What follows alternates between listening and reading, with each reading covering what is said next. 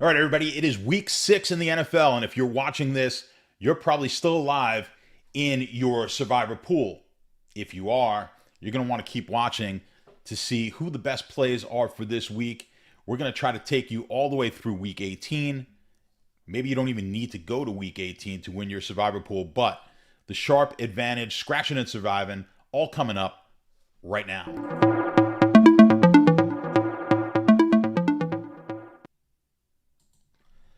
All right, guys, we are scratching and surviving like the name says. These pools are not easy. You scratch and claw all the way to the end of the season, hopefully cashing that big paycheck and hitting your survivor pool. Last week could have been a disaster for a lot of people, probably you included. New England looked like they were going to lose that game at Houston. They come on late and win it. Minnesota, another popular pick, seemingly had that game in hand against Detroit. Detroit recovers a fumble late, goes down the field, scores, gets a 2-point conversion. They are now winning that game with about 30 seconds to go. Minnesota able to drive into field goal range, kick the field goal, and survive. These pools are not easy. I've mentioned this to you way back in week 1. If you're able to get yourself a 7-point favorite each and every week, which is near impossible as you continue to go, because they're not going to be that option of a 7-point favorite. But if you did, you're looking at a 70 to 75% chance that team wins each and every week. You have to multiply that. If it was a 70% chance each week, 70% times 70% is 49% just to get 2 weeks of wins. You multiply that by 70%. Once again, you're down to about 34-35% chance just to win 3 weeks. We multiply that by 70% again, and you get yourself to about 24-25% just to win 4 weeks. So, guys, it is not easy to get as far as you have, of course, depending on how these games play out. Now, this week, we've got a couple of big favorites. We'll see. It looks to be an easy week here for Survivor.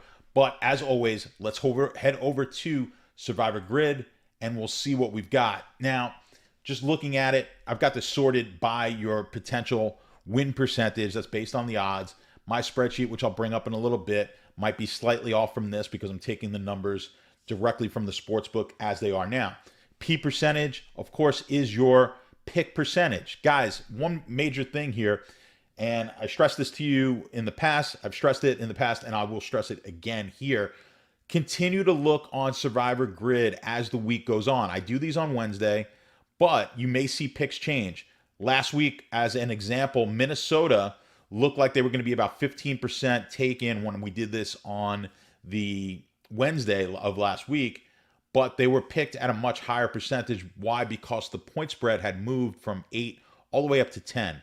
So that's the second thing I want you guys to pay attention to is point spreads. It may not come into play here this week, but you're going to really want to pay attention to point spreads. If we've had 2 or 3 teams right around that -7 number and one suddenly gets up to -9, that team's going to hold a little bit more weight because they have a higher likelihood of winning. You know, a lot of people have talked to me about, well, you talk about the point spread as if the point spread is always right. Well, the point spread obviously is not always correct. It's not like they nail the point spread each and every time. But without going into the math, it is extremely difficult to beat the point spread, especially in a sport like the NFL where there's a ton of liquidity. What that means is you've got the power of wisdom of the crowds. And that's a great book, by the way. Grab the book, Wisdom of the Crowds. You'll understand more of what I'm talking about. But the more people we have participating in a market, like the NFL, the closer to having a more accurate point spread, win probability we're going to get. So, yes, a lot of people want to go out and pick the team that they think is going to win and throw the point spread out, even go as far as taking an underdog because they think that's the smart thing to do. It is not the smart thing to do. You want to really strictly stay to the point spread. And, of course, 10-point spreads, 8-point spreads, 9 they lose. We saw it happen potentially last week. Didn't happen, but it could have. But we're trying to play this by the numbers. If I can get anything across to you guys with this series and in any of the videos I do, is how the advantage players play. I think a lot of people think that the professionals, the sharp players, know something that they don't know. They really don't in most cases. What we do is take advantage of the information that is available to everybody and use it to our advantage. When you're playing in a pool, you've got such a big edge over the field because most of the field in pools that you're going to play in are just not that sharp. So continue watching series like this. I'm going to keep bringing you guys more information like this. It's going to sharpen you up. You are going to win more pools, not just this Survivor pool, all sorts of pools that you may participate in. And by all means, please leave a comment that you're in a pool maybe that is unique, that you want me to go over. I'd be happy to do that. Of course, if you get in our Discord channel, I answer a ton of questions about people's individual pools, Survivor pools, and all sorts of other pools that you may be in. It's all about the strategy, not necessarily being clairvoyant. If we were, we wouldn't have to do this. We would just make a ton of money betting the games. But we're not clairvoyant. We have to just find small edges, and then hopefully over time that yields us a very good profit. So back to the Survivor grid. Now this week, you've got the Rams, big favorite at the Giants.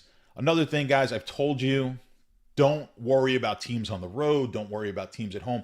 The point spread dictates where we're going here, and the point spread takes into account the road teams, the home teams, divisional play, all those sorts of things.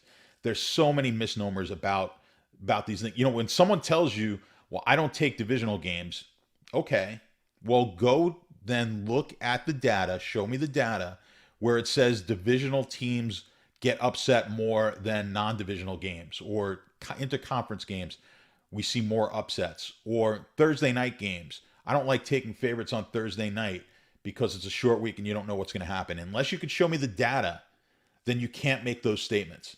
So there is no data that's going to show you that a game inter-division or road, or in this case, a lot of people might tell you, well, the Rams have to travel across the country. That is baked into the line, 10.5. If the Giants were in, let's say, Arizona, this line maybe would be minus 11.5. I don't know. Okay, but the line is minus 10, minus 10.5 right now, minus 11 at a lot of sports books.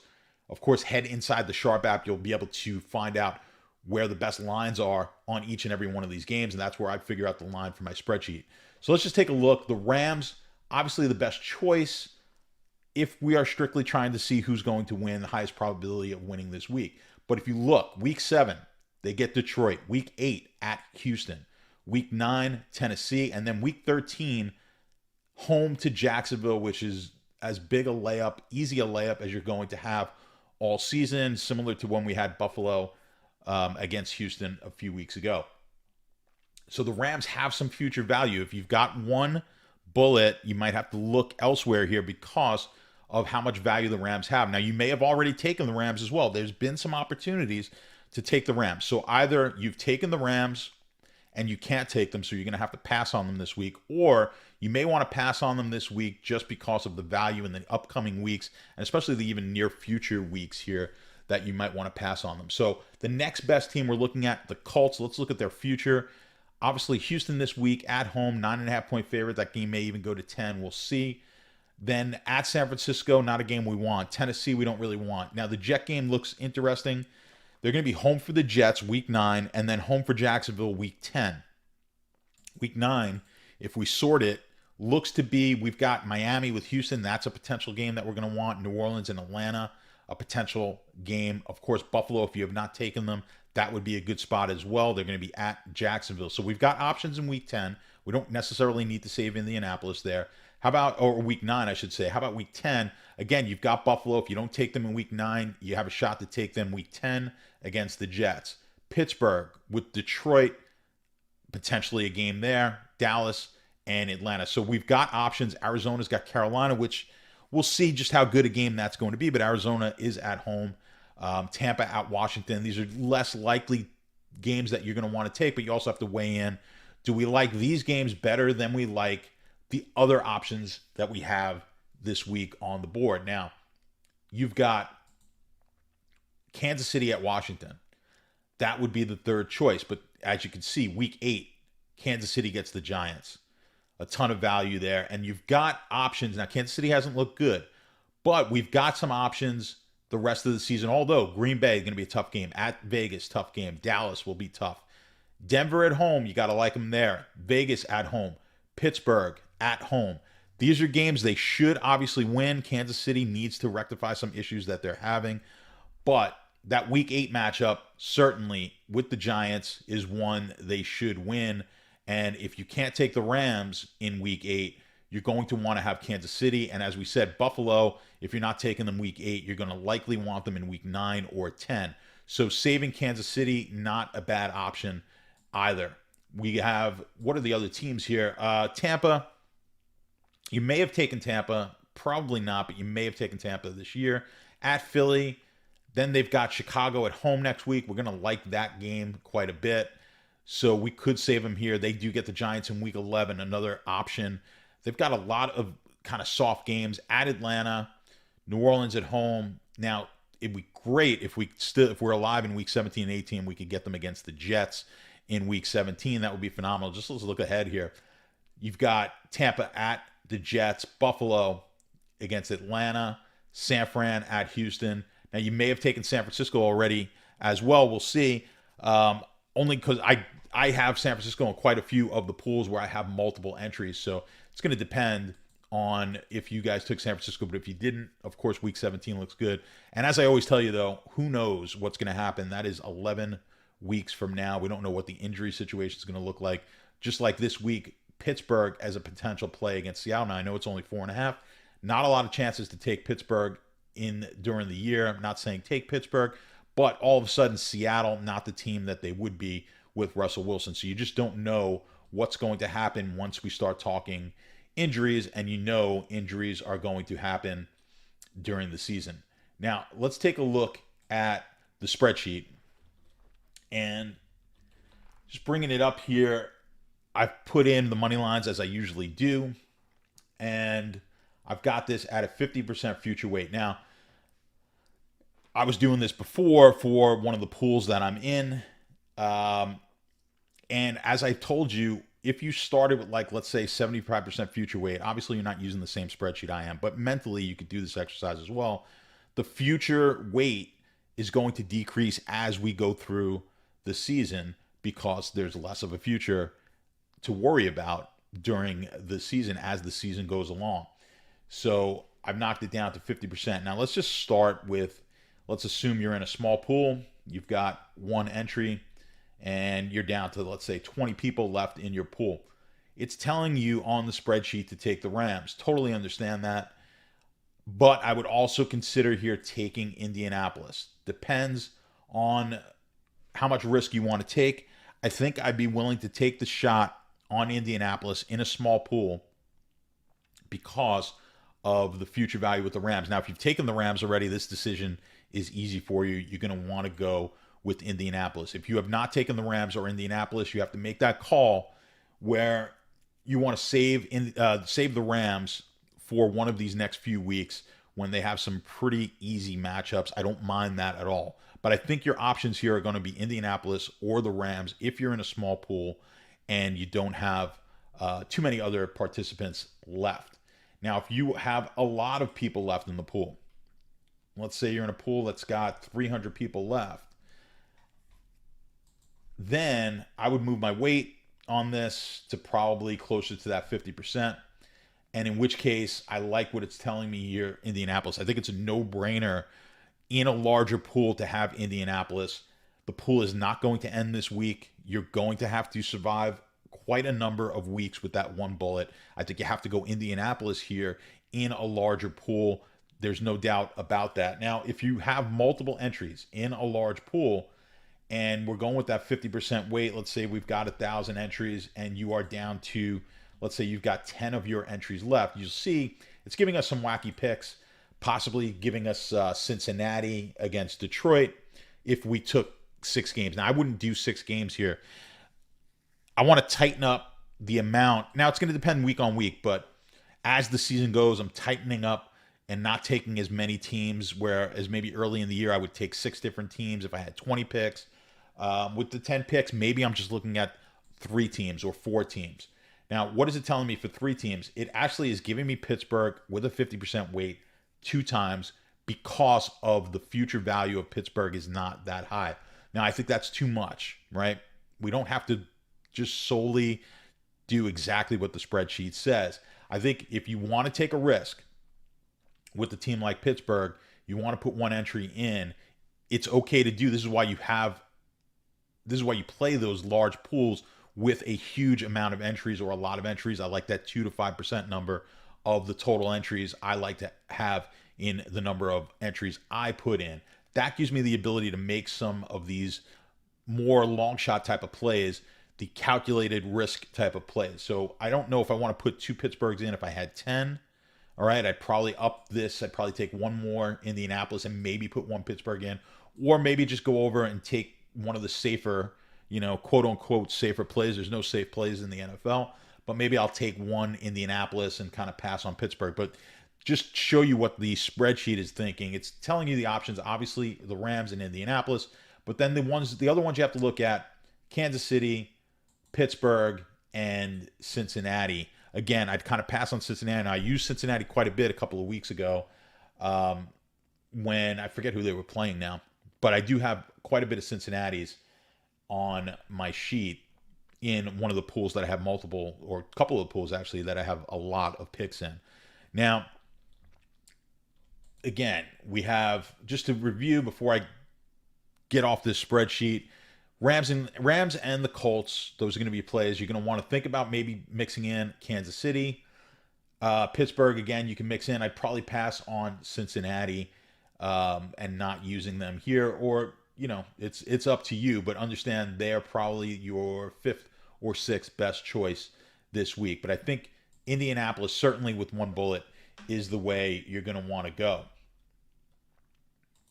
All right, so just want to talk quickly about if you're in multiple. Now, if you're in one, it's kind of easy as to which direction you need to go. You might have to make a decision between a couple of teams, like this week. If you're in a small pool, do I take the Rams? Do I take the Colts? If you're in a large pool and you have multiple entries, a lot of entries, what I want you to do is weight those entries. So how do you do that? I want you to give a value to each team that you've taken on each one. Let's say you've got 10 entries left in a pool. We talked about this a little bit last week. Let's say we started out and you had 1,000 people or 1,000 entries in the pool that you're in. There were, let's say you had 20 of those entries and now you're down to 10. And of the overall pool, we started with 1,000 and we're down to 100 people, let's say. Your 10 entries are now worth, each one of those entries, right, is worth 1/100th of the pool. So let's just put it in actual numbers. You've got a $10 entry, you're in for $200, and there's 1,000 entries in the pool for $10 each. That's $10,000, right? So you put in 20 entries, you put in $200 into this pool. We're now down to 100. We've knocked 90% of the people out of this pool. You're down to 100. There's still $10,000 in the pot. So you take the 100 entries left into the 10,000. So those entries are now worth $100 a piece. So each one of your entries is worth $100, all things being equal, right? But some of your entries are going to be better than others. How do we calculate if those entries are better than, which one's better than the other one? And we do that with future value. If you've taken all really bad teams and I was on the outside and I wanted to buy one of your entries, you showed me your 10 entries, I'm going to look at it and say, okay, if you're giving me any one of your entries, I want the one where you took the Bears and you took Cincinnati and you took some of the weaker teams, because now I've got the option of taking some really good teams later in the year. If you've already taken the Rams and you took Tampa and you took Arizona and you took the better teams in the league, and you're not giving me the option of having those teams come the next few weeks, well, that entry is not worth as much, okay? So value them yourself, put them on a spreadsheet, figure out what the value should be. You could come up with a number of whatever the system it is, right? So you could use the system I use, which is if you go to Survivor Grid and then look at future point spreads on the game, just add up those point spreads, The lower the number, the better the team is. The higher the number, the worse the team is, and then rate it that way. Then what I'll do is look at which one of my entries are worth the most. Which one's worth the most? The one with the weakest amount of the weakest teams that I've already picked is worth the most. Now, why do I want to do that? Because if I'm playing multiple entries, I now want to, let's say I'm taking the Rams with one of my entries. I may want to put that in my weak entry or my weak line, right? So if I have that line with Cincinnati and the Bears and maybe some other weak teams, I may add in a strong team there so as not to lose or less likely to lose that line. Now, if I have a line with all monster teams, there's not a lot of future value left on that line. That may be a situation where I take a Pittsburgh or I take a team unlikely, Cincinnati, something like that, where that line with all the best teams becomes more unlikely to win. So I want to take a little bit more risk on that line than I would normally. So I'm going to take a team that is less likely to win. If I lose, I'm not that upset about it because the odds of me winning were slim anyway. I need to take some risk somewhere along the line because I've taken all the good teams, right? So hopefully that makes a little bit of sense. Just another little tip. Maybe next week I'll put some lines together, show you how I do it. But for this week, I think we've wrapped it up, and we've got two real contenders here for the top teams. Almost everyone in your pool is going to be taking the Rams or the Colts. You're going to have to make that call for yourself. I think I've given you guys enough info to make that decision. So until next week, let's keep surviving, and